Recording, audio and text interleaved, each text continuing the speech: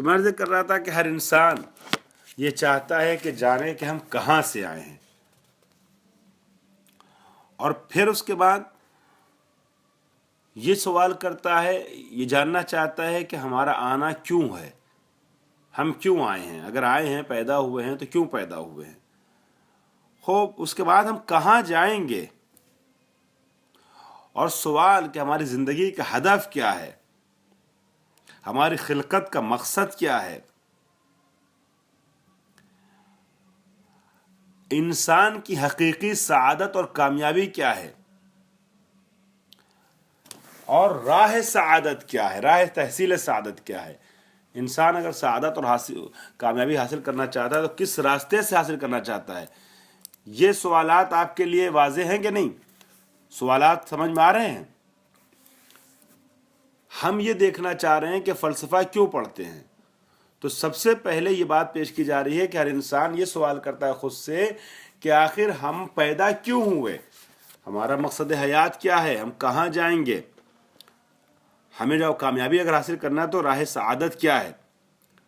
ہو بے شک اس طریقے کے سوالات جو ہیں وہ اصلی ترین اور اہم ترین سوال ہیں جو ہر زمانے میں بشر کے لیے رہے ہیں،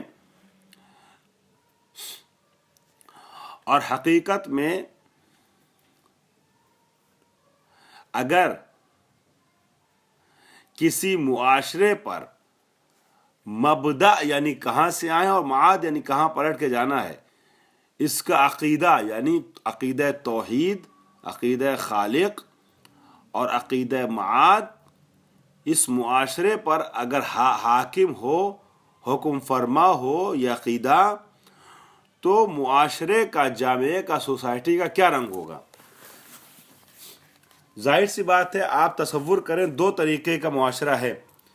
ایک معاشرہ وہ ہے کہ جہاں عقیدہ نہیں ہے توحید کا، اللہ کا، عذاب کا، قیامت کا، محشر کا، وہاں کی زندگی کیسی ہوگی، وہاں کے لوگ کیسے ہوں گے؟ اور ایک وہ جو ڈرتا ہے اللہ سے، اپنے خالق سے، جس کا عقیدہ ہے کہ ہم کو پلٹ کر کے جانا ہے ایسی جگہ کہ جہاں حساب کتاب ہوگا، وہاں کی زندگی کیا ہوگی۔ انسان کا جب عقیدہ آخرت کمزور ہو جاتا ہے تو اس کے نتیجے میں انسان فساد اور گناہ، خونریزی کا ارتکاب کرتا ہے، مرتکب ہوتا ہے۔ اور اگر انسان کا عقیدہ آخرت کے لیے متعلق مضبوط ہوتا ہے، خدا کا خوف دل میں ہوتا ہے، تو جھوٹ بولنے سے پہلے، فراڈ کرنے سے پہلے، گناہ کرنے سے پہلے، کسی کا حق چھیننے سے پہلے، کسی پہ ظلم کرنے سے پہلے 1000 بار سوچتا ہے، قتل کرنے سے پہلے، کہ اس کا انجام بعد میں کیا ہوگا۔ بات واضح ہو رہی ہے؟ ہم جہاں پہنچنا چاہ رہے ہیں وہاں پہنچنے کی کوشش آپ لوگ کیجئے گا۔ بات سمجھ آ رہی ہے؟ بات میری پہنچ رہی ہے آپ تک؟ خوب، ایک خار نے لکھا آواز کٹ رہی ہے، کہ دوسرے نے لکھا کیا جی، تو اس کا مطلب یہ کہ ہماری آواز پہنچ رہی ہے، کیونکہ اگر نہیں پہنچتی تو کسی تک نہیں پہنچتی۔ خوب، پھر بھی میں احتیاطاً وائی فائی سے ہٹا کے ڈاٹا پہ کر لیتا ہوں تاکہ پورے طور سے آواز آپ تک پہنچے۔ اچھا، ابھی بتائیے گا میری آواز، جن لوگوں نے لکھا تھا نہیں پہنچ رہی ہے وہ بتائیں ان تک پہنچ رہی ہے آواز؟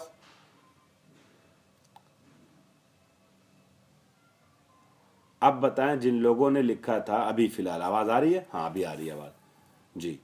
خوب، تو یہ سوالات بہت اہم ہیں انسان کی زندگی کے لیے۔ اب فلسفے کی تاریخ لکھنے والے جو افراد ہیں، مورخین فلسفہ، یہ کیا لکھتے ہیں؟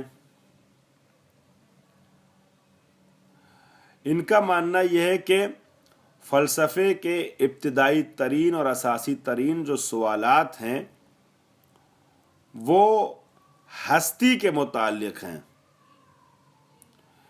کہ انسان جس عالم میں ہے، عالم ہستی، موجودات کی دنیا، یہ کب سے ہے، اس کی ابتدا کیا ہے، علت نخستین کیا ہے، یعنی علت العلل کہتے ہیں، یعنی اس نے اس کو بنایا، یہ اس کی خلقت کی علت ہے، وہ اس کی خلقت کی علت ہے، وہ اس کی خلقت کی علت ہے، لیکن کہیں جا کر کے سلسلہ رکے گا کہ جو سب کی علت ہو وہ کسی کا معلوم نہ ہو، اس کی کوئی علت نہ ہو۔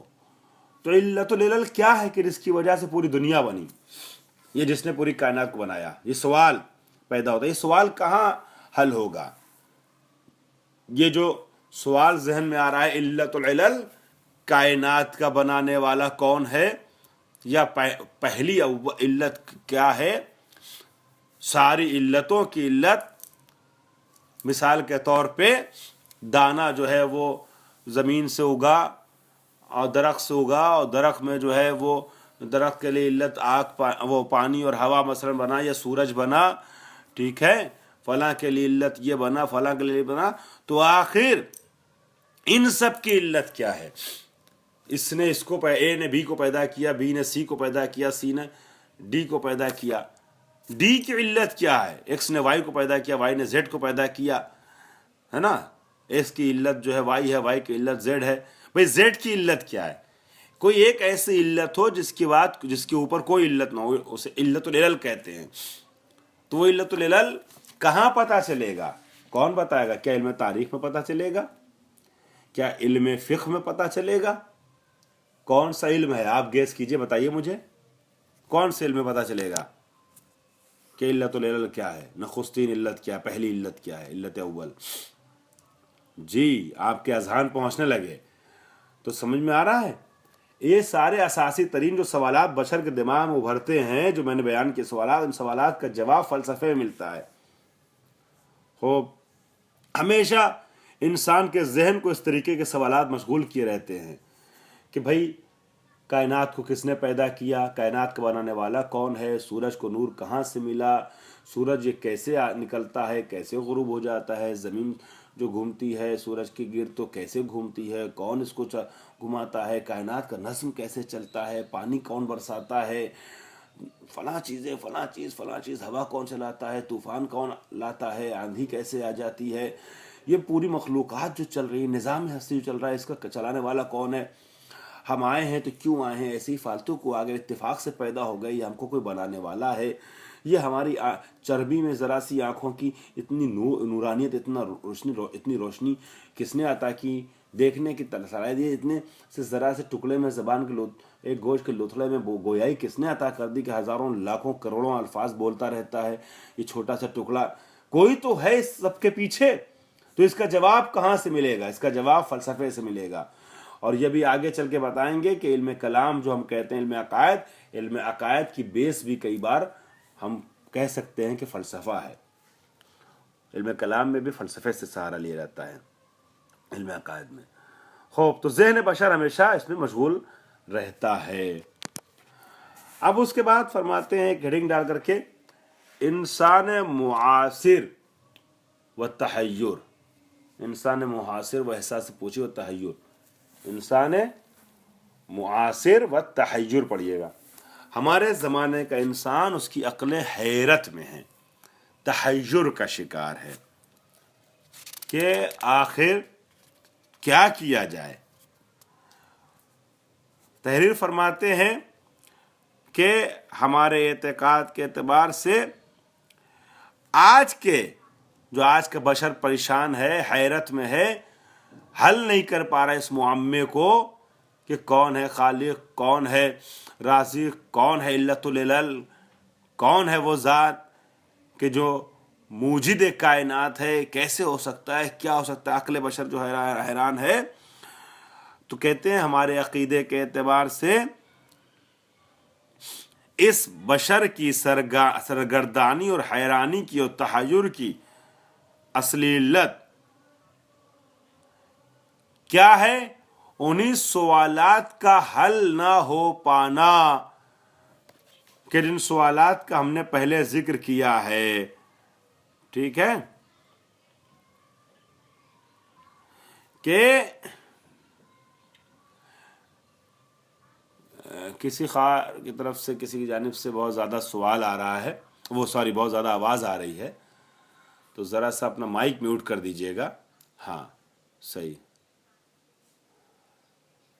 हाँ, अब आवाज़ सही पहुंचेगी आप तक। इस वजह से भी कट रही थी क्योंकि दूसरी एक्स्ट्रा आवाज़ भी आ रही थी ना। अगर आपको कोई सवाल हुआ करे तो बेशक ऑन कर लिया कीजिए माइक, कोई मुश्किल नहीं है, लेकिन उसके अलावा जो एक्स्ट्रा आवाज़ें आ जाती हैं उसकी वजह से ऑफ करना ज़रूरी है। खूब, तो मैं इस कर रहा था कि अक्ल बशर हैरान है। क्यों हैरान है? क्योंकि उन्हीं सवालात का जवाब नहीं ढूंढ पा रही है। तरक्की याफ्ता दुनिया के जो इल्हाद की तरफ माइल हो गई है और क्या बोलते हैं बेदीनी की तरफ माइल हो गई है, एथिस्ट बनते चले जा रहे हैं बहुत से लोग। तो अकीदा तौहीद का कमज़ोर होना, इसकी वजह से इंसान जो है वो हैरान है, और इंसान जो है वो नहीं समझ पा रहा है कि इंसान की इब्तिदा क्या है और आलम का अंजाम क्या है और हमारा रहनुमा कौन है। ठीक है, इसमें इंसान परेशान है। अब इन सारे सवालात के जो जवाबात छुपे हुए हैं वो अक्ल के गिरदाब में छुपे हुए हैं, अक्ल के इर्द गिर्द हैं, अक्ल की खिदमत में हैं। अक्ल है, अंदेशा है, तामुलात फ़लसफ़ी है। ठीक है, तामुलात फ़लसफ़ी, ये सारे सवालात जो जहानबीनी यानी आलम हस्ती और दुनिया के मुताल्लिक असासी तरीन सवालात हैं, इसको हल करने वाले उलमा इस्लाम, दानिशवरान इस्लाम, इसका नाम देते हैं उसूल दीन। जिस बहस में इस तरीके के मसाइल हल किए जाते हैं, गुफ्तगू की जाती है, हम कहाँ से आए हैं, हमें कहाँ जाना है, हमारा खालिक कौन है, हम क्यों आए हैं, हमारा मकसद हयात क्या है, हमारा रहबर कौन है, हमारा रहनुमा कौन है, इन सवालात का जवाब जहाँ दिए जाते हैं उलमा इस्लाम के नुक्ते निगाह से, उसे क्या बोलते हैं बताइए जल्दी से।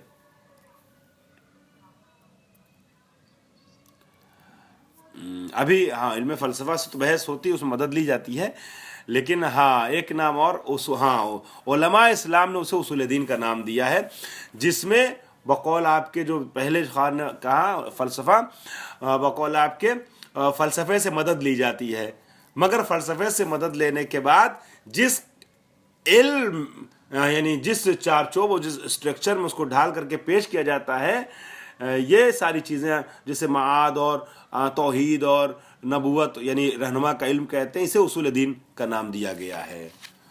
ठीक है, तो उसूल दीन में ये सारी बहसें होती हैं, मगर मदद किससे ली जाती है? जैसा कि आपने फरमाया, फ़लसफ़े से। ठीक हो, अब ये उसूल दीन के जो सवालात हैं, जिसे असल में सारा आलम इंसानियत जो है वो इससे रूबरू होता है, मगर हम एज ए मुसलमान उसे इस्लामी दानिशवरों जो नाम दिया उसूल दीन का, इसके हल के लिए अक्ल का इस्तेमाल करते हैं। ठीक है, अब सवाल ये पैदा होगा आपके ज़हन में, अक्ली का क्यों इस्तेमाल करते हैं, कुरान का क्यों नहीं पहले? तो उसका जवाब भी आगे आ रहा है, अक्ल का इस्तेमाल करते हैं। तो अंदेशा अक्ली व फ़लसफ़ी से हम जहानबीनी यानी दुनिया को समझने के लिए इस्तेफादा करते हैं, और ऐसे मसाइल के हल करने के लिए जिस इल्म की ज़रूरत पड़ती है उसे इल्म फ़लसफ़ा कहा जाता है। अब एक हेडिंग आ रही है, इर्तिबात इल्म फ़लसफ़ा व इल्म अक़ाइद, इल्म कलाम। इंशाअल्लाह इसे हम कल के दर्स में, कल दर्स है ना हमारा, हाँ आज जुमा है, कल शनिचर, कल आखिरी दर्स है, तो कल के दर्स में इंशाअल्लाह इसको वाज़े करेंगे। आपकी तरफ से मेरे ख्याल से कोई सवाल आया है, मैं उसका ज़रा जवाब देख लेता हूँ। वाखुदावाना अल्हम्दुलिल्लाह रब्बिल आलमीन।